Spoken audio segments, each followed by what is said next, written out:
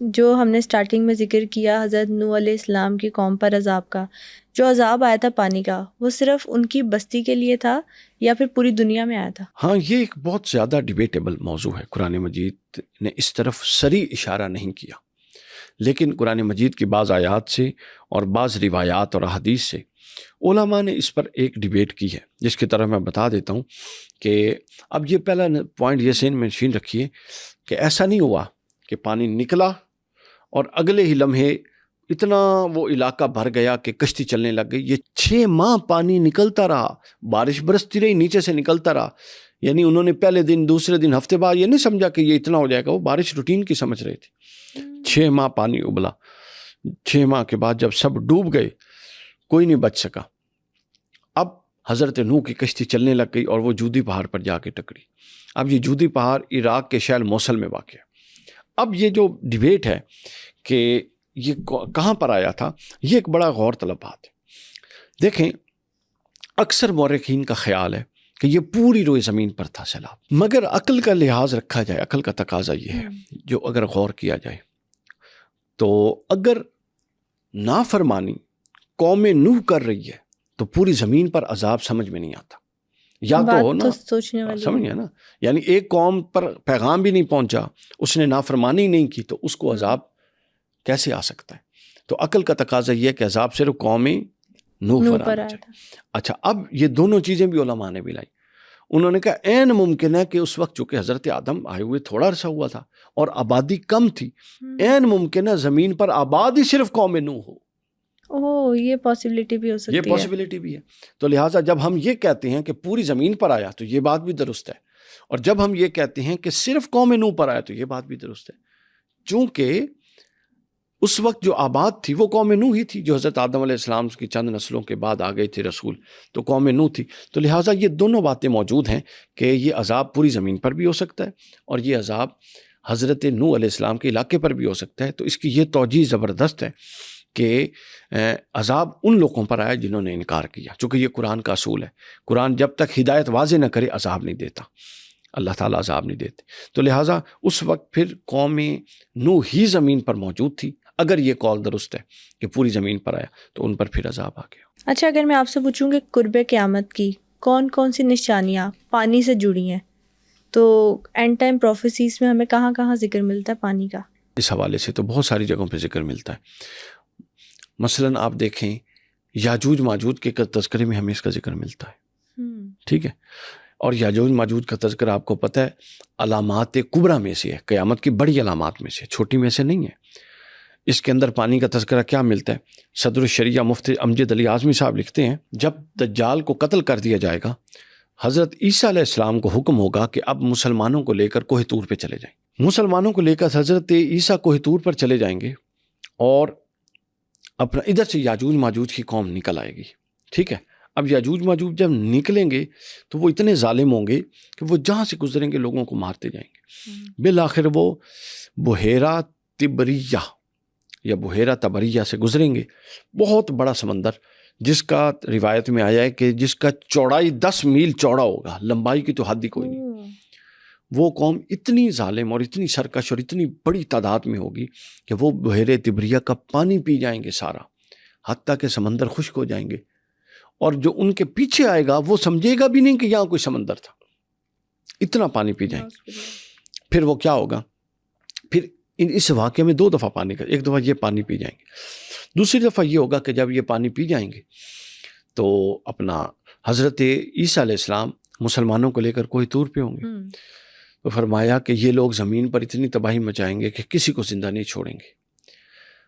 اور حضرت عیسیٰ اپنے سارے مسلمانوں کو لے کر کوہ طور پر قیام کریں گے، حتیٰ کہ اتنا دیر طویل قیام ہو جائے گا. فرمایا حدیث پاک میں کہ تمہارے لیے 100 اشرفیاں یا 100 دینار جتنی اہمیت رکھتے ہیں، کوہ طور پر کھڑے مسلمانوں کے لیے ایک گائے کا سر اس سے بدرجہ قیمتی ہو جائے گا. وہ کہیں گے ہمیں وہی مل جائے کھانے کے لیے، بھوک پیاس سے یہ عالم ہوگا. پھر حضرت عیسیٰ علیہ السلام اللہ کی بارگاہ میں دعا کریں گے کہ باری تعالیٰ اس قوم سے ہمیں نجات دے، چونکہ زمین پر نہیں اتر سکیں گے، زمین پر یاجوج ماجوج نے تباہی مچا دی ہوگی. اللہ تعالیٰ ان کی گردنوں میں کیڑے پیدا کر دے گا، ان کیڑوں سے اذیت ناک موت یہ مریں گے اور مر جائیں گے. پھر حضرت عیسیٰ مسلمانوں کو لے کر زمین پر قدم اٹھائیں گے تو زمین پر ایک بالشت جگہ بھی ایسی نہیں ہوگی جو ان کے خون اور ان کی لاشوں اور چکنائی سے خالی ہو. پھر واپس چلے جائیں گے، پھر دعا مانگیں گے. آپ کے دو روایتیں ہیں، ایک یہ کہ اللہ تعالیٰ ایسا پانی برسائے گا ما ان طہورا، جو قرآن میں آیا، جو ان کے سارا گند جو بھی تھا ان کو بہا کر لے جائے گا. صرف ان کے تیر اور کمان رہ جائیں گے، جو بعد میں مسلمان جو کوئی طور سے اتریں گے وہ 7 سال جلائیں گے، اس کی تیر اور کمان کو لکڑی کے طور پہ استعمال کر کے ایندھن آگ بنائیں گے، اور 7 سال چلتا رہے گا. اور دوسری روایت یہ ہے کہ اللہ تعالیٰ ایسے پرندوں کو بھیجے گا کہ جو بڑے بڑے سروں والے ہوں گے، وہ ان کو اٹھا کے ان کی لاشوں کو اٹھائیں گے اور جہاں اللہ چاہے گا وہاں پھینک دیں گے. پھر اس کے بعد وہ مان طہورا پھر آئے گی، بارش آئے گی اور وہ ساری زمین بہا لے جائے گا. تو ایک تو اس تناظر میں آخرت میں اس کا بہت بڑا پانی کا اس کا ذکر آتا ہے. پھر اس کے بعد علامات قیامت کے اندر جن تباہیوں کا ذکر ہے، بہت ساری احادیث کے اندر حضور نے فرمایا اگر تم نے ظالم کا ہاتھ نہ روکا، اگر تم نے زمین پر ظلم ہونے سے نہ روکا، اگر تم نے نیکی کو عام نہ کیا، امر بالمعروف اور نہی عن المنکر نہ کیا، تو ان قریب ایسا ہوگا کہ تمہاری دعائیں قبول نہیں کی جائیں گی. قوم کا سردار اس کا سب سے فاسق اور سب سے شریر آدمی بنا دیا جائے گا. اور اس طرح تفصیلات بتاتے بتاتے آخر پہ فرمایا کہ پھر تم پر ایسی آندھیاں چلیں گی جو تم نے پہلے نہیں دیکھیں گی، پھر تم پر ایسی بارشیں ہوں گی جو رحمت کی بجائے تمہارے لیے زحمت بن جائیں گی، پھر ایسے زلزلے آئیں گے جو اس سے پہلے تم نے نہیں دیکھے ہوں گے، حتیٰ کہ تمہارے نیک لوگوں کی دعاؤں کو قبول کرنا اللہ تعالیٰ بند کر دے گا. یہ اس پورے تناظر میں یہ بھی سارا کا سارا سلسلہ بیان ہوا. دجال کے فتنے میں بھی کہا جاتا ہے کہ زمین و آسمان کی تباہیوں کا ذکر ہمیں ملتا ہے. ایکچولی وہ تباہی قیامت کی ہی ہے. تو دجال اس تسلسل میں آ رہا ہے جس تسلسل میں سب سے پہلے حضرت امام مہدی ہیں، پھر دجال ہے، پھر حضرت عیسیٰ کا نزول ہے، پھر اس کے بعد یاجوج ماجوج ہیں، پھر دعوت الارض ہے، پھر یہ پوری ایک الگ سے ترتیب ہے. دریائے فرات، وہاں سے بھی ایک سونے کا پہاڑ نکلے گا، وہاں پر بھی ہمیں قیامت کی نشانیوں میں پانی کا ذکر ملتا ہے. جی بالکل، ہاں، وہ اس دریا کے اندر سے یہ روایات موجود ہیں کہ ایک سونے کا پہاڑ نکلے گا. ہمارے ہاں مسئلہ یہ ہے کہ ہر چوتھے دن وہ پہاڑ نکال دیتے ہیں، تو ایک پہاڑ نکلے گا قیامت کے قریب، لیکن وہ امام مہدی علیہ السلام کے بعد کی بات ہے. وہ ظاہر ہوگا، بالکل ظاہر ہوگا، چونکہ جو رسول اللہ صلی اللہ علیہ وسلم نے فرما دیا وہ ہوگا ہی ہوگا. اچھا، اس میں ایک اور بڑی اہم چیز ہے جو ہم تھوڑا سا مس کر آئے ہیں، وہ یہ ہے کہ جب قوم نوح پر طوفان آ جائے گا اور ختم ہو جائے گا، پھر زمین کی آباد کاری کیسی ہوگی؟ ٹھیک ہے نا. اب یہاں پر دو چیزیں ہیں. ایک طبقہ جو مفکرین کا ہے وہ یہ کہتا ہے کہ بعد میں جتنے لوگ پیدا ہوں گے وہ صرف حضرت نوح کے بیٹوں سے آگے نوح کی قوم چلے گی.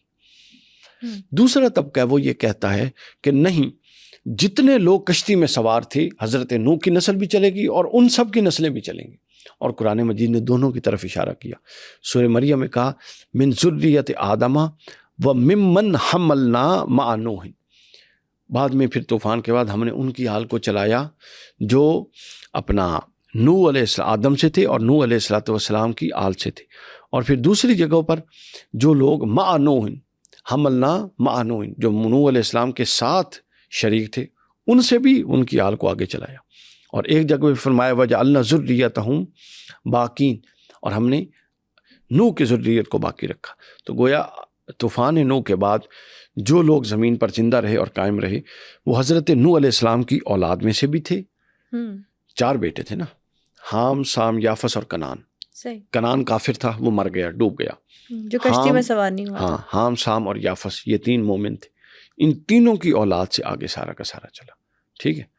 اور یہ بھی کہا جاتا ہے کہ جو یاجوج ماجوج ہوں گے وہ یافس کی اولاد میں سے ہوں گے. حضرت نوح علیہ السلام کے تینوں بیٹوں سے بھی بعد میں زمین آباد ہوئی، اور جو ان کے ساتھ شریک تھے، حضرت نوح کے بیٹے نہیں اور مومنین شریک تھے، ان سے بھی زمین آباد ہے، ان کی نسلیں بھی آگے چلی. بالکل ٹھیک ہو گیا.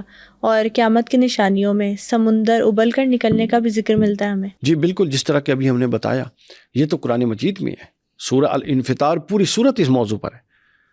وَإِذَا الْبِحَارُ فُجِّرَتْ، اور جب سمندر پھٹ جائیں گے اور اپنی حدوں کو قائم نہ رکھ سکیں گے اور ہر جگہ تباہی مچا دیں گے، اور پہاڑ روئی کے گالوں کی طرح ہو جائیں گے، اور گویا زمین آسمان، سورج چاند ستارے ٹکرا جائیں گے اور ہر جگہ تاریکی ہو جائے گی. یہ پورا قصہ اس کے اندر یہ بیان کر کے فرماتا ہے قرآن ما غرک بربک الکریم.